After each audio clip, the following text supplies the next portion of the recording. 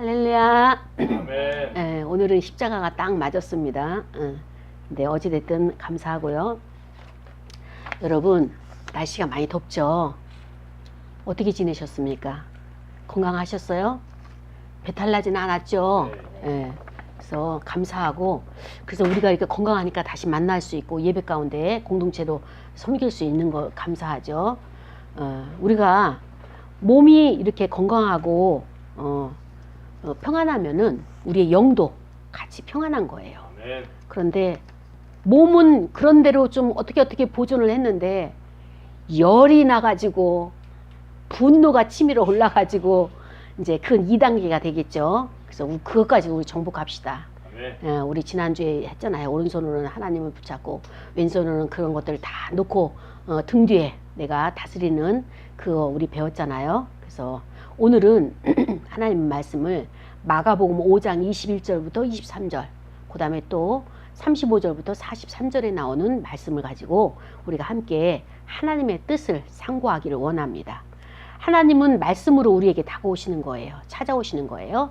근데 오늘은 어떤 하나님으로 찾아오실까? 오늘 설교 제목이 뭐냐면은 함께 합시다. 따라 합시다. 신뢰를 넘어 믿음을 요구하시는 그리스도. 신뢰를 넘어 믿음을 요구하시는 그리스도. 이 제목 가지고 말씀을 나누려고 합니다. 지난주에 이제 어느 자매하고 이렇게 상담을 했어요. 신앙생활을 오래 했죠. 오래 했는데도 제가 요즘 만나서 이렇게 상담을 하는 대상을 보게 되면 신앙생활하는 사람들 중에서 이제 상담을 하잖아요. 그냥 초보자들하고 저하고는 상담이 어려워요. 신앙이 어느 정도 바탕이 있어야지 이제 영적인 세계와 연계가 돼가지고 같이 이제 신앙 상담에 들어가게 되는데, 근데 결국에는 상담을 쭉 들어가다 보면은 마음이 같이 연합이 되고 하나가 돼야 되는데 안 되는 거예요. 여러 번 들어가서 시도를 했다가 거기까지 들어가기도 어려운데 안 되고 이제 무산이 되는 거예요. 그래서 그 원인이 뭘까 분석을 해야 되죠. 결국에는 영이 다른 거예요. 영이 다른 거예요. 그래서 제가 이걸 어떻게 하면 좋을까? 그래서 이 이야기를 하다가 우리는 첫 출발부터가 하나님의 은혜로 시작이 되는 거예요. 인간의 힘과 의지 이것은 다 내려놔야 돼요. 우리가 지금 나가서 노동판에 가도 일을 해서 돈을 벌 수 있죠. 근데 그것이 아니라 우리는 내가 할 수 있는 것이 있지만 내려놓고 하나님이 앞서가도록 우리가 그분에게 자리를 내어놓는 거예요. 내어드리는 거예요. 그런데 우리는 처음에 시작할 때 하나님이 원하시는 것을 따라가고 순종하고 그 얘기를 가는데 출발점이 그거예요. 근데 이분의 출발은 뭐냐면은 내가 어떤 것을 만들어 놓고 잘 되면 하나님 앞에 영광이라는 거예요. 이쪽도 마찬가지. 출발선상에 하나님이 먼저 시작하시도록 이끌어 가시도록 내어드리고 그것이 잘 되겠죠. 잘 되죠. 그러면 그것이 하나님 앞에 영광 돌리는 거예요. 그렇죠? 마지막 종말은 하나님 앞에 영광 돌리는 거고 이쪽도 영광 돌리는 거기 때문에 같다라고 표현할 수가 있는 거예요. 그러나 이것은 신앙의 천지차인 거예요. 천지차. 이 인간의 힘으로 해서 언제 하나님 앞에 영광 돌릴 수 있는 그것이 나오겠습니까? 안 나와요. 안 나올 수 있어요. 어떻게 나오느냐? 인간이 물리학 법칙에서 만 시간을 투자하게 되면 거기에 전문가가 되죠. 그죠? 그러면 전문가로서의 나온 그 열매가 있을 거예요. 만 시간을 투자해서 그것이 사람들에게 유익을 주거나 아니면 자기 분야의 전문가가 되거나 그것만큼은 하나님 앞에 영광 돌릴 수 있을 겁니다.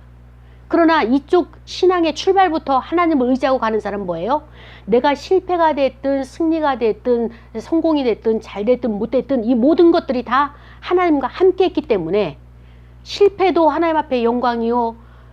내가 그 고난을 겪어도 하나님 앞에 영광이요. 모든 것이 이미 하나님 앞에 영광을 올려드렸기 때문에 어때요? 이 차이라고 하는 것은 엄청난 차이가 나는 거예요.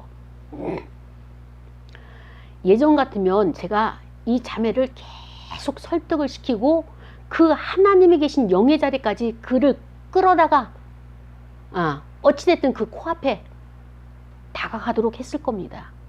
근데 제가 상담을 이렇게 쭉 하다 보니까 그것만이 답이 아니다. 그것만이 능사가 아니다라고 하는 것을 깨달은 거예요.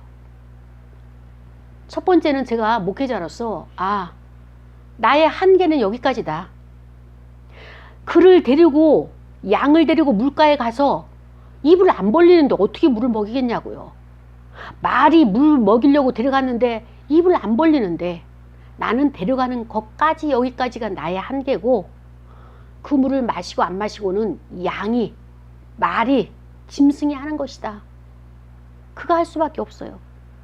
하나님께서 그들의 마음을 열어서 물을 마시도록 목마름을 주셨으면 물을 마실 것이고 아직 목마르지 않은 때라서 마시고 싶지 않을 때는 입 다물고 있을 거예요. 거기까지 들어간 것을 거부하면서 뻗팅길 거예요. 그것까지도 이것은 우리가 인정을 해야 되겠다. 그리고 할 수 있는 것이 무엇이냐? 기다려주는 것이다. 근데 우리는 기다림이라고 하는 것을 못하잖아요. 우리는 너나 나나 할 것 없이 조급증이 있잖아요. 내가 원하는 이 하나의 어떤 모형으로 쫙 짠하고 만들어 놓기를 원하는 것. 이것이 목표가 있다 보니까 조급증이 있어가지고 안 되면 될 때까지 막 하는 거예요. 그러니까 어때요? 둘 사이에 마음이 상하는 거예요. 그러니까 한쪽은 떠나가거나 너무 둘이 강한 사람끼리 부딪히다 보니까 포기를 하게 되는, 그걸 보면서 완전 등 돌리고 떠나가는 것보다는 어때요? 있으면서 어때요? 기다리는 거예요. 그러면은 어느 때 하나님께서 그의 마음을 만지셔가지고 하나님의 그 진리의 세계에 입문하게 되는 거예요. 그때는 사람마다 다 달라요. 나에게 오신 하나님이 다르고요. 여러분들에게 찾아가시는 하나님이 달라요. 근데 각각의 그 사람 눈높이에 맞춰서 하나님이 찾아오시는 거예요. 그때 신세계가 열리는 거예요. 내가 알고 있었던 세계, 내가 알고 있었던 이것이 최고라고 생각했는데 그것은 아무것도 아니구나. 이보다 더한 세계가 있구나. 그러면 내가 지금 최고로 가졌던 것을 딱 놓을 수가 있는 거예요. 여러분들이 지금 손에서 놓지 못하는 것은 아직까지 발견한 것 중에서 지금 여러분 쥐고 있는 것이 최고라고 생각하기에 그걸 붙들고 있는 거예요. 그러나 하나님의 그 오묘하신 세계, 엄청난 그 하나님의 그 세계를 보게 되면, 하나님의 나라를 보게 되면 이거 분토와 같이 버리는 거예요. 어렸을 때 인형 가지고 놀았잖아요. 재밌었죠? 좋았었죠? 추억으로서는 좋았어요. 그러나 그 인형 지금 갖다 놓으면서 이거 가지고 노세요. 그럼 뭐라고 말할 건가요? 받아들일 거예요? 장난하세요? 이렇게 말하겠죠. 구슬치게 했죠. 어렸을 때. 지금도 그때처럼 재밌게 놀으라고 구슬로 장난감을 준다면 뭐라고 말할 거예요? 장난하세요. 네. 나하고 한판 하고 싶은 거야? 나 무시하는 거야? 이렇게 화를 낼 거예요. 그렇죠? 근데 여러분은 지금 현재의 모습이 어떻습니까? 여러분이 가지고 있는 그 욕망, 여러분이 가지고 있는 좋다고 생각하는 감정들 다 어린아이의 것을 붙들고 있는 거예요. 여러분이 이것을 놔야지만이 하나님의 것을 처음 받을 수 있는 그 기회가 되는 것입니다. 어쩌면 오늘 그날이 되기를 원합니다. 오늘 말씀 속에서 어떤 일이 생기는가 하면은 예수님께서 이렇게 길을 가시는데 사람들이, 무리들이 막 따라오는 거예요. 왜냐하면 인생은 다 누구나가 문제가 많아요. 어떤 사람은 먹을 일용할 양식이 없어서 문제가 있고, 어떤 사람은 병이 걸려서 문제가 있고, 어떤 사람은 자기 딸이 아파서 문제가 있고, 이런 사람마다 다 예수님을 쫓아다니면서 자기 문제를 해결함 받으려고 쫓아다니는 거예요. 그런데 이때도 예수님께서 이제 많은 사람들 무리 가운데 이렇게 모여서 그 바닷가에서 말씀을 이렇게 전하고 있는데 갑자기 회당장이라고 하는, 이렇게 회당장 하니까 어떤 계급 있는, 직급 있는 그런 위치에 있는 사람이겠죠. 한 사람이, 그 이름이 누구냐? 야이로라고 하는 사람이에요. 이 야이로가 예수님 앞에 다가왔어요. 그러고 나서 그 예수님의 발 앞에 납작 엎드렸어요. 그러면서 이야기하기를, 간곡하게 간절하게 구하면서 뭐라고 얘기하는가 하면은 나의 어린 딸이 죽게 되었습니다. 내 집에 아마 막내일 것 같아요. 나의 이 어린 딸이 죽게 되었는데 예수님께서 오셔서 우리 딸 머리 위에 손을 얹고 이렇게 기도해 주시면, 안찰해 주시면, 치유해 주시면 그가 구원을 얻어서 살 수 있을 것 같습니다. 지금 상황은 딸이 죽어가는 상황이에요. 그냥 병이 깊은 것이 아니라 죽어가는 상황이에요. 아주 긴박한 거예요. 그리고 말씀이 35절로 갑니다. 예수님께서 그 앞에 혈루증 여인을 고치고 나서 이제 회당당 집으로, 야이로의 집으로 가려고 하는데 급히 야이로의 집에서 전갈이 온 거예요. 사람들을 보내가지고. 그러면서 그 회당장 야이로에게 말합니다. 주인님, 딸이 죽었습니다. 그러니까 더 이상 예수 선생님을 괴롭히지 마시고 그냥 놓아주십시오. 그분을 모시고 집에까지 가려고, 그 바쁘신 분을 모시고 가려고 하지 마시고 그냥 그분을 보내십시오 라고 이렇게 전가를 받은 거예요. 그 이야기를 옆에서 예수님이 들으신 거예요. 야이로와 그 집에서 보낸 사람들의 그 대화를. 그때 예수님께서 말씀하시기를 그 야이로에게 말씀하십니다. 두려워하지 말고 뭐예요? 믿기만 하라.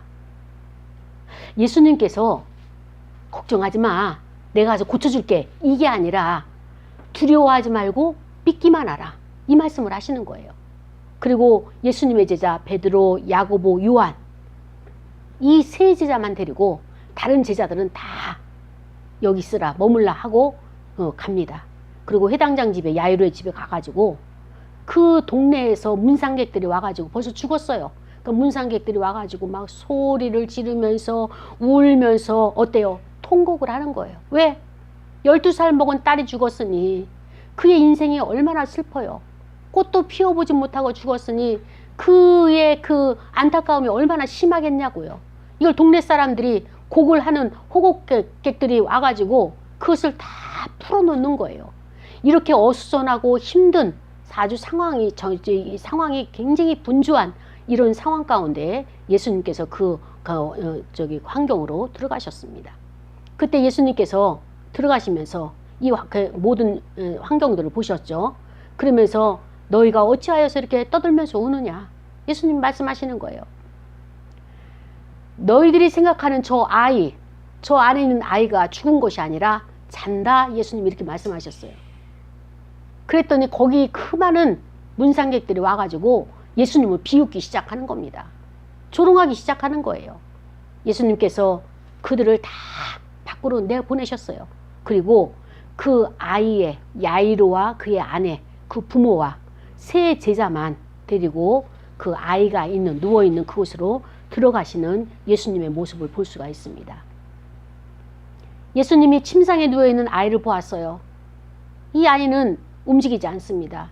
그때 아이의 손을 붙잡고 예수님이 말씀하십니다. 달리다굼. 아람어죠. 달리다굼. 예수님 뭐라고 말씀하셨어요? 소녀야, 일어나라. 다른 말씀 안 하셨어요. 일어나라 하셨어요. 내가 내게 말하노니 일어나라. 그때 소녀가 일어나서 앉았고 걸었어요. 이 아이는 12살이에요. 사람들이 이 광경을 보고 걸어서 밖에 나가는 이 소녀의 모습을 보고 크게 놀랐다고 했어요. 더 놀랐다고 했어요. 놀라워하고 있어요. 예수님께서 이 사실을 아무에게도 이야기하지 말라 이렇게 경계를 하시면서 그 소녀에게 말합니다. 이 소녀에게 먹을 것을 주어라. 이것이 오늘 본문이고 저와 여러분에게 주시는 말씀입니다. 성경의 말씀은 하나님의 하시는 일들은요, 2000년 전에 그때 초대교회에 있었던 사건이 아니라 이 사건을 가지고 와서 오늘날 저와 여러분에게 하나님이 이렇게 찾아오시는 거예요. 혹시 여러분이 마음속에 나는 죽었어. 죽은 것이 무엇입니까? 우리 영과 혼과 육이 있는데 이 몸속에서 영혼이 싹 분리되는 것이 죽음이라고 한다면, 우리의 육체적인 죽음이라 한다면 우리의 심리적인 죽음이 뭐예요? 이것도 하지 못하고 저것도 하지 못하고 이것도 하기 싫고 저것도 하기 싫고 다 하기 싫어. 하기 싫은 것, 무기력증, 우울감이라고 하죠. 또 해야만 하는데도 할 수 없어요. 환경이 뒷받침 안 돼가지고, 재정이 없어서, 여러 가지 환경에 막혀가지고 하지 못하는 것들, 이런 상태에 갇혀있는 우리의 모습은 아닌가. 그래서 주님께서 이 말씀을 가지고 나는 하고 싶은데, 나는 그것을 원하는데 환경이 점점점 반대 길로 간다. 이런 것으로 인해 가지고 하나님이 오늘 이 말씀을 가지고 우리에게 찾아오신 것은 아닌가라고 한번 우리가 다시 한번 나를 비추는 거예요. 다른 사람이 중요한 것이 아니라 지금 내가 중요한 거예요. 내가 살아야 되는 거예요. 이 말씀 가지고 우리 한번 들어가 보기를 원합니다. 그렇습니다. 여기에 나오는 인물 중에 예수님을 빼고 누가 있습니까? 세 제자, 베드로, 야고보, 요한, 그 다음에 또 중요한 인물이 회당장 야이로가 있어요. 자, 인생의 문제를 가지고 온 자는 누굽니까? 야이로예요. 야이로에게는 누가 있다고요? 딸이 있어요. 예쁜 딸이 있어요. 또 어떤 딸이에요? 어린 딸이 있어요. 또 어떤 딸이에요? 독자의 딸이 있어요. 또 어떤 딸이에요? 착한 딸이 있어요. 눈에 넣어도 아프지 않는 이런 딸이 지금 어떻게 되어져 있습니까? 죽어가고 있는 거예요. 숨을 꼴딱꼴딱 하고 있는 거예요. 이때 아비의 심정이 어떨 것 같아요? 아버지의 마음이 어떨 것 같습니까? 내 목숨이라도 바꿔치기 할 수 있으면 해보고 싶은 거예요. 해주고 싶은 거예요. 그러니까는 이분이 아마 유대인은 아닌 것 같아요. 이방인인지는 몰라도 어찌됐든 유대인인지 저기는 구분을 제가 아직은 안 하겠는데, 이 야이로가 그 유명하다는 소문의 소문으로 들은 그 예수 그리스도를 찾아가는 거예요. 얼마나 다급했으면 찾아오시는 예수님을 맞이한 것이 아니라 자기가 손수 헐레벌떡 달려가서 그 예수님 앞에 무릎을 착 꿇었어요. 엎드렸어요. 땅바닥에 엎드렸어요. 자, 보십시오. 야이로라고 하는 사람은 회당장이니까 그 지역의 유지예요. 그리고 어떤 계급사회에서 계급이 있는 사람입니다. 그런데 예수님은 어떻습니까?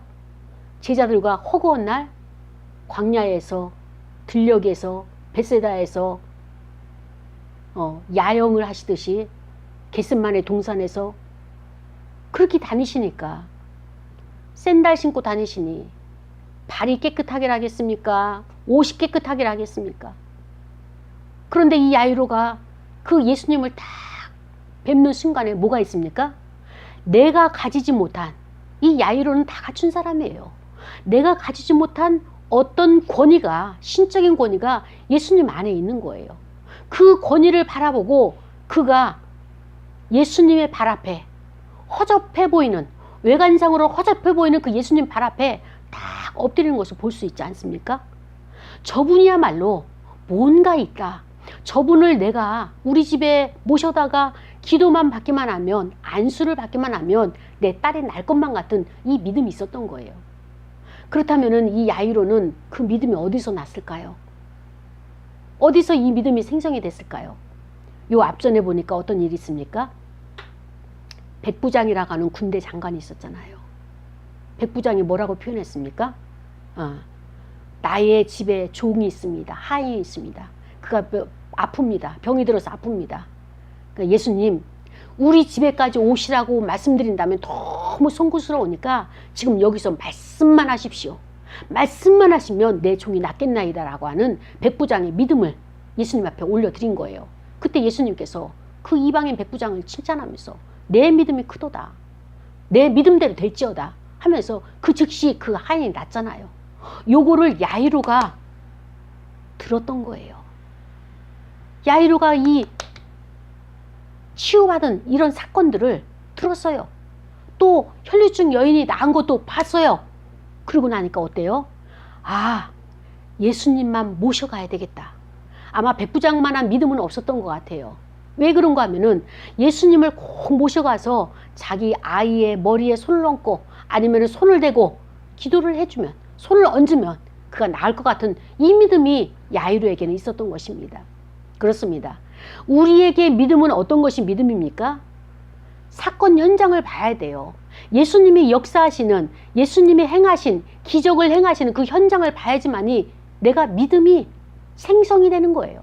믿음이 쌓이는 거예요. 그것이 내 사건이 됐든 다른 사람의 사건이 됐든 그 사람이 그 문제에서 노인받았다. 그 문제에서 해결받았다. 그 문제에서 정말로 그 문제 해결을 받았다라고 하는 그런 간증을 듣거나 그런 것을 접하게 되면은 바로 그것이 나의 믿음이 되는 거예요. 가장 최근의 것, 가장 측근의 사람들의 것이면 더더욱 나에게 믿음의 영향을 미치게 되는 거죠. 오늘 예수님이 우리에게 말씀하시는 것이 그것입니다. 너희들이 나를 믿느냐? 너희들이 나를 따르느냐? 좋다. 나를 신뢰하는 거 좋아. 그러나 신뢰 가지고는 안 된다. 이제 어때요? 신뢰 가지고는 안 되고 신뢰를 넘어서 이제는 뭐냐? 믿음을 가져야지만이, 너희가 믿음을 가져야지만이 되는 현실의 문제다. 그 말씀하시면서 예수님께서는 믿음을 요구하시고 있는 것을 볼 수가 있습니다. 이것을 야이로가 잘 알았어요. 야이로가 이것을 알고 어떻게 됐습니까? 예수님을 모시러 가려고 했더니 주변의 환경이 어떻습니까? 도저히 예수님을 모시고 갈 환경이 안 되는 거예요. 그럼 이럴 때 어떻게 해야 돼요? 나는 문제를 해결받아야 돼요. 내 딸이 죽는 건 나 이대로 못 보겠어요. 그럼 어떻게 돼요? 아버지로서 이 환경을 어때요? 깨트려야 되는 거예요. 대적의 문을 열어야 돼요. 그러면 어떻게 됩니까? 주변에 사람들이 막 밀려가지고 예수님의 옷을 잡으려고 하고 고침받으려고 하고 줄을 서고 안 돼, 애워싸움을 당하고 안 되는 거예요.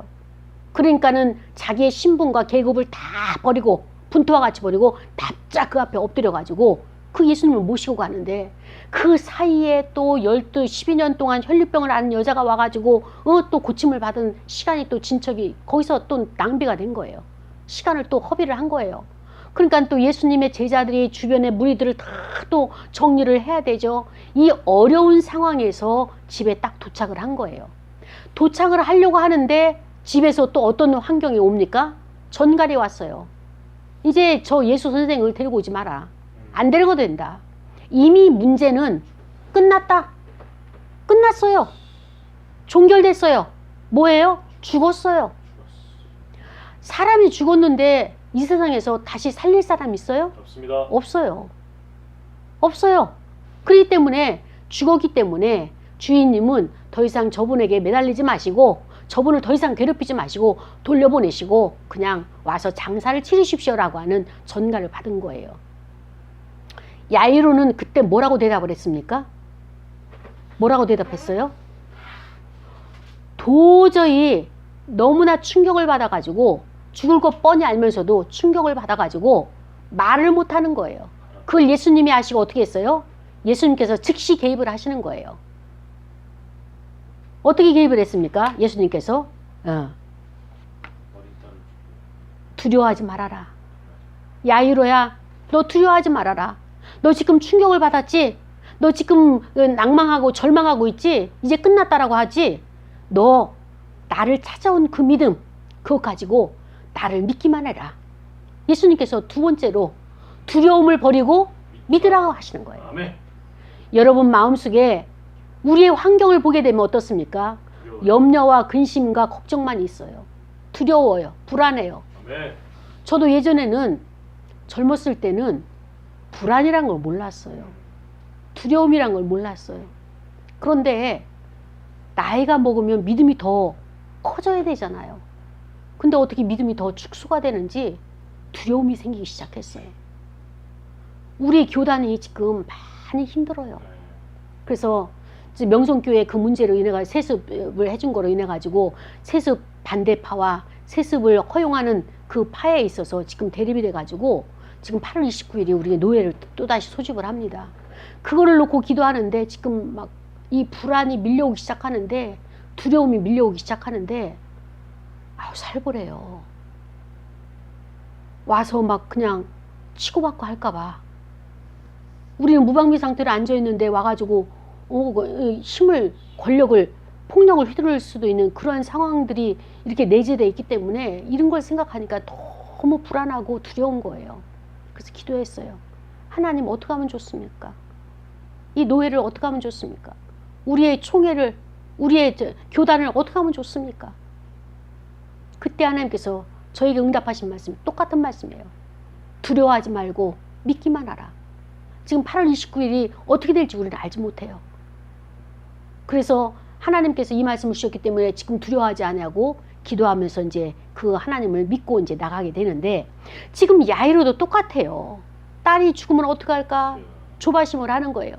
여기에 있는 집에 있는 사람들은요, 이 동네에 있는 사람들은요, 문상을 왔지만 마음이 두 가지예요. 어떤 마음이에요? 하나는 이 딸이 빨리 나아가지고, 진짜 나아가지고 정말로 우리가 모두가 기쁨의 잔치를 하기를 원하는 그런 마음을 가지고 있고요. 또 한 가지는 뭡니까? 지금 그 죽음을 염을 하려고, 이게 그 상여를 만들려고 그 떡살을 준비하고 이 음식을 준비하려고 지금 다 옷을, 그 다음에 음식거리를 준비하는 이런 과정에 있는 거예요. 그러니까 이들의 마음이 지금 평안한 가운데서 하는 겁니까? 아주 혼란스러운 마음입니까? 아주 혼란스럽고 마음이 양갈래예요. 예수님이 고쳐주시면은, 정말로 기적이 있다면은, 다시 살아난다면 한 가닥 시로라기 같은 그 희망의 줄기를 붙잡는 마음과, 또 한 가지는 뭐냐면 포기의 마음. 그래, 인생이 한번 태어났다가 가는 것은 언젠가는 가는 것이지. 그러나 너무 꽃다운 나이에 가서 너무 가슴 아픈 이 현실을 받아들여야만 하는 지금 이 시점.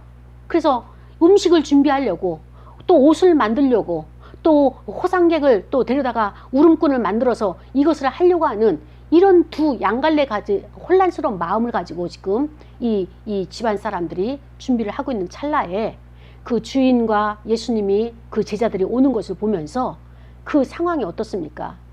예수님이 문상객들이 다 모인 곳에서 이야기를 합니다. 딸이 죽었습니다. 근데 주님께서는 뭐라고 표현하십니까?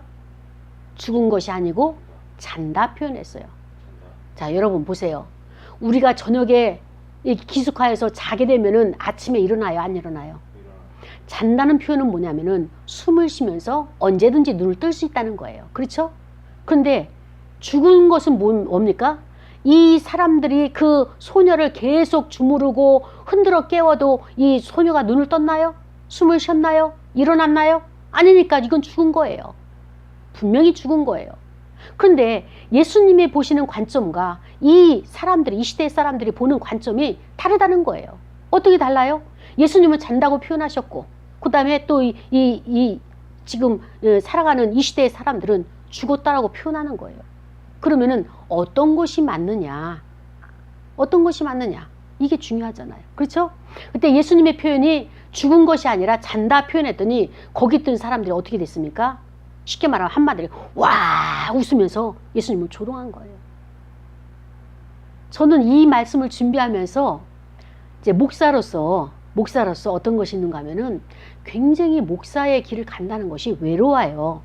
왜 외로운가 하면 신방을 가든 목회를 하든 어떤 상황이든 목사와 마음을 같이 하는 사람이 없어요.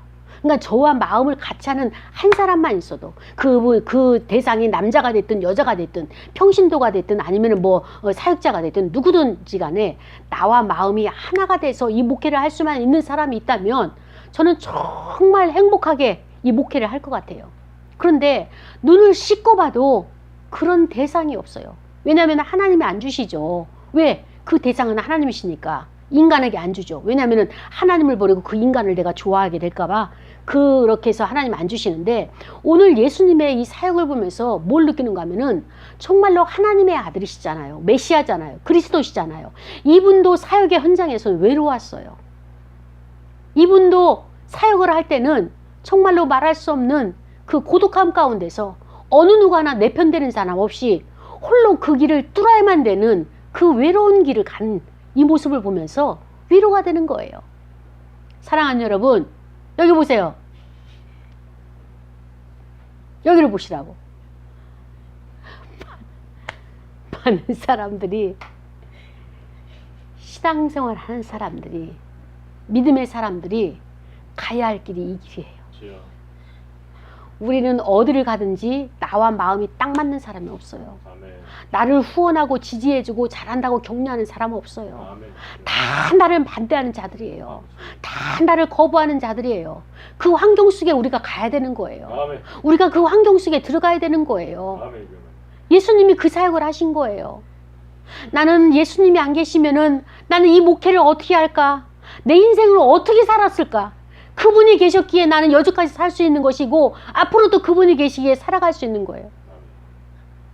정말 예수님이 안 계신 인생은 상상할 수도 없고 나는 그분이 천국에 계시기에 나는 천국을 가는 겁니다. 만약에 그분이 지옥에 지금 사역을 하러 지옥 가셨다면 나도 그 지옥으로 갈 거예요. 그분이 나의 롤모델이 되셔가지고 아멘. 많은 사람들이 얼마나 나를 싫어하고 거부합니까? 너무 강하다. 잘난 체 한다. 너만 하나님 만나냐? 너만 그 하나님의 은사를 주셨느냐? 그게 상담이냐? 얼마나 많은 거부감과 나를 밀어내는 이런 환경들, 나를 싫어하는 이런 모습들 너무나 많이 사역 현장마다 이런 것이 있는 거예요. 그럴 때마다 외롭고 고독하고 울적하고 이게 뭐지? 정말로 그리스도 안에서 하나가 되어지고 한 몸을 이루어야 된다고 하는데 그 한 몸은 나에게 있어서 언제 이루어지나? 정말 내가 제대로 사역을 하고 있는 것이 맞을까? 라는 그런 회의들이 얼마나 많은지 몰라요. 근데 예수님이 지금 이 집안에 들어갔는데 어떻게 됐습니까? 거기 있는 사람들이 다 왕따를 시키고 조롱하는 거예요. 조롱하는 거예요. 그때 예수님의 그 마음이 어떠셨을까요? 이분은 메시아고 하나님의 아들이심에도 불구하고 세상 사람들이 예수님을 알지 못하고 저렇게 남루한 옷을 걸쳤다고 해서 외형만 보고 그의 본질을 보지 못하는 이런 실수를 범하고 있는 이것이 우리의 모습 아닙니까? 그때 예수님께서 어떻게 하셨는가 하면은 야이로와 그의 부인, 그 다음에 또 베드로와 야고보와 요한만 데리고 그 소녀의 방으로 들어갑니다. 소녀의 방에 들어가서 어떻게 합니까? 소녀에게 손을 얹고 예수님이 길게 기도하지 않으셨어요. 일어나라. 달리라고 일어나라. 여러분, 왜 예수님이 부모와 세 제자만 데리고 거기에 들어가셨을까요? 여기에 예수님의 의도가 있어요. 왜 들어가셨을까요? 거기에. 그 많은 사람들이 다 보는 앞에서 기적을 이룰 수 있잖아요. 예수님은 어차피 살릴 거, 그 안에 들어가서 살릴 것이 아니라 그를 안고 나와서 사람들이 많이 보는 곳에서 살릴 수도 있잖아요. 예수님의 목표는 살리는 거예요. 그를 죽은 상태에서 내버려 두는 것이 아니라 살리는 거예요. 분명히 하실 수 있는데 왜 예수님께서는 그들에게 하나의 단계를 주셨을까요? 이겁니다. 야이로와 그의 부인을 세 제자와 함께 그 방으로 예수님이 초청하신 것은 거기에서 예수님이 기적을 베푸는 것을 그 부부가 봤을까요? 못 봤을까요? 봤어요. 자기 딸을 살려냈으니까. 자기 딸을 살려냈으니까 분명히 봤어요. 그러면 이제부터 이 부부는 어떻게 할까요? 사람들에게 전해요. 예. 전하는 것이 무엇입니까? 안에 기적을 베푼 현장과 저 밖에를 연결시키는 뭐예요? 다리, 브릿지예요. 브릿지. 이 증인을 세우려고 예수님께서 야이로의 부부를 초청을 하신 거예요. 아멘. 제자들을 초청하신 거예요. 여러분, 여기에는 참 비밀이 있어요. 예수님에게 가까이 가면 갈수록 또 예수님이 가까이 초청하는 대상들은 어떤 대상이냐가 중요한 거예요. 세상의 사람들처럼 거기에 그 집에 문상온 무리들처럼 그 가까운 뭐 친척들처럼 그냥 무리 속에서 살아갈 수 있어요. 예수님 오셨나 보다. 그 선생님 오셨나 보다. 뭐 좋은 일이 있겠지. 이렇게 생각하는 사람들 속에 그 중에 무리 가운데 하나인 나입니까? 아니면 예수님께서 야이로처럼 그의 부인처럼 제자들 3명 중 한 사람처럼 나를 불러서 가장 깊은 곳, 예수님을 가장 깊이 만나는 그곳에 초청받은 저와 여러분입니까? 이게 중요한 거예요. 예수님을 가까이 뵈면 뵐수록 많이 만나면 만날수록 거기에는 비밀이 있는데 그 비밀은 무엇입니까? 예수님이 행하신 기적, 하나님의 그 진리의 비밀, 이런 것들을 보게 하시고 알게 하시고 그걸 깨우쳐 주셔가지고 깨닫게 해주셔가지고 그 다음부터는 뭐예요? 예수님이 사역자로 세우시는 거예요. 아멘. 복음을 전하는 전달자. 내 딸이 살아났다고요. 내 딸은 죽었던 자예요. 숨 안 쉬었던 자예요. 나만이 아니라 우리 동네 사람들이 증인들이에요. 나는 언제 숨을 멈췄는지 모르지만 거기 있는 친척들은 문상객들은 다 봤어요. 근데 그 죽은 자를 예수님이 살렸어요. 이 야이로가 얼마나 많은 사람들에게 이 부부가 이 이야기를 전하겠습니까? 아마 그는 자기 직업을 다 내려놓고 이거를 전하러 다니러. 왜냐? 생명의 주인 예수를 만났으니까. 내가 이 땅에서 지고 볶고 이거 하는 거 딴 사람보다 좀 더 올라가고 돈 좀 더 벌고 거기에 그 돈 더 벌기 위해서 하루 24시간이나 1년 뭐 10년을 다 쏟아붓는 거 이거 아무것도 아니더라. 이거를 다 내려놓고 나는 주님이 가신 이 길을 증인의 길을 내가 따르리라. 이렇게 결단한 세 제자가 있다면 결단한 부부가 있었다는 이 사실을 우리가 깨달아야 되는 것입니다. 사랑하는 여러분, 이 사실이요, 야이로의 딸이 살려졌다는 사실이 어떻게 성경에 기록됐을까요? 어떻게 해서 이 성경에 기록됐을까요?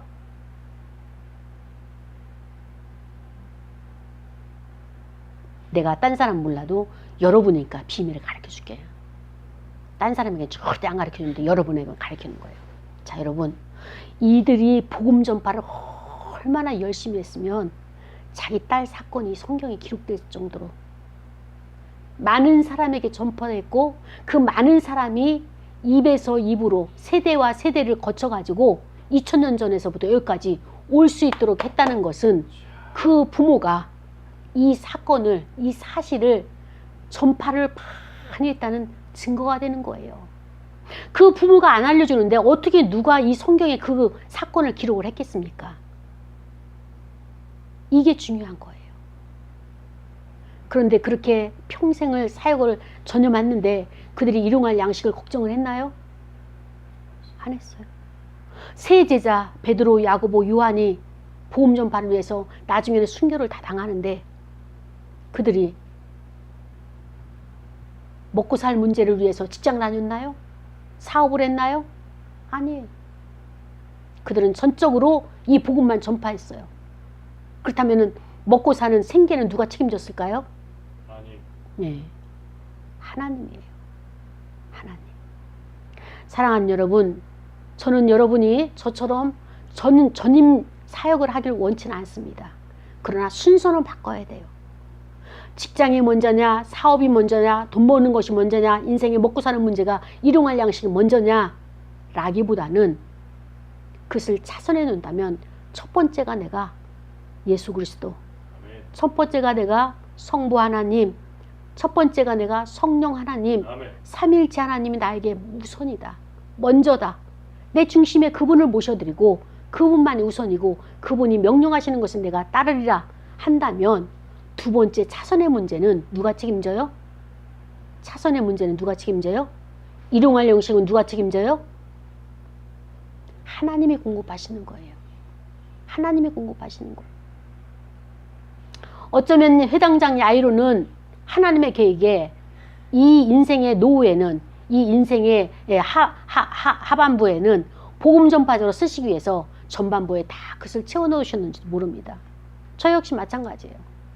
이 일에 전념하기 위해서 하나님께서 먼저 준비해 놓으시고 아멘. 먼저 준비하시고 이제 남은 여생은 복음을 전파하는 이 일로 쓰임받게 하신 것, 이것이 참 하나님의 은혜고 감사라고 아멘. 다시 한번 말씀드릴 수가 있는 것입니다. 그렇습니다. 세상의 사람들이 바라보는 시각과 예수 그리스도께서 보는 그 시각은 다르다는 것이에요. 인간적인 견해와 그리스도의 견해는 다릅니다. 예수님은 오직 믿음이라고 말씀하십니다. 그래서 사람들에 보여지는 그런 외적인 믿음, 이런 것을 뛰어넘는 그 안에 담겨진 우리의 살아가는 데 사건 속에 담겨진 그 하나님의 신비, 하나님의 그 비밀의 영역, 이것을 볼 줄 아는 여기에 오늘 저와 여러분을 불러주신 것입니다. 아멘. 그렇습니다. 사랑하는 여러분, 사람들은 죽었어, 야이로의 딸이 죽었어라고 거기에 마침표를 찍으려고 합니다. 그러나 하나님은 마침표가 아니라 쉼표를 딱 찍으시는 거예요. 내가 여기까지 사건이고 인간의 사건이고 인간의 일이지만 그 이후에는 뭐예요? 하나님의 역사, 하나님의 일이 있다라고 하나님은 쉼표 찍기를 원하시는데 인간은 서둘러서 거기에 마침표를 딱 찍어 놓으려고 하는 이런 어리석음을 범하지 않는 저와 여러분이 되길 원합니다.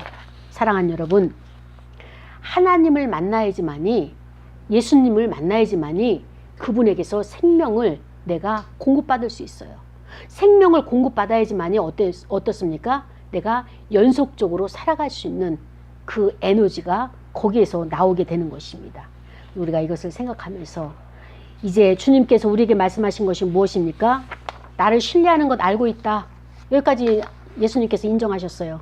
그러나 이제는 신뢰를 넘어서 뭐예요? 믿음의 단계, 믿음을 요구하시는 거예요. 예. 두려워하지 말고 나를 믿으라 말씀하시는데 여러분 두려워하는 게 무엇입니까? 여러분 무엇을 두려워하세요? 인생에 있어서 여러분이 두려워하시는 것이 무엇입니까? 우리 시간에 두 눈을 감고 생각을 해보세요. 사람이 두려운지 아니면 내가 앞으로 미래가 두려운 건지 불확실해서 어떻게 살아야 될지 알지 못해서 내가 힘든 것인지 분명히 주님께서는 오늘 말씀하셨어요. 두려워하지 말라고 하셨어요. 두려워하지 마십시오. 아멘. 그리고 어떻게 해요? 믿어라. 믿기만 하라고 했어요. 믿어라가 아니라 믿기만 하라. 우리에게 지금 믿음을 요구하시는 거예요. 믿음만 요구하시는 거예요. 우리 시간에 기도할 거예요. 하나님 그렇습니다. 내가 믿을 분은 바로 오직 생명의 주관자이신 예수 그리스도 그분을 믿나이다. 이 시간에 믿음 없지만은 야이로와 같은 그 믿음 가지고 주님 앞에 왔사오니 나를 도와주옵소서. 다 같이 통성으로 기도하시고 헌금 드리시겠습니다. 하나님 아버지 감사합니다. 연약하고 부족한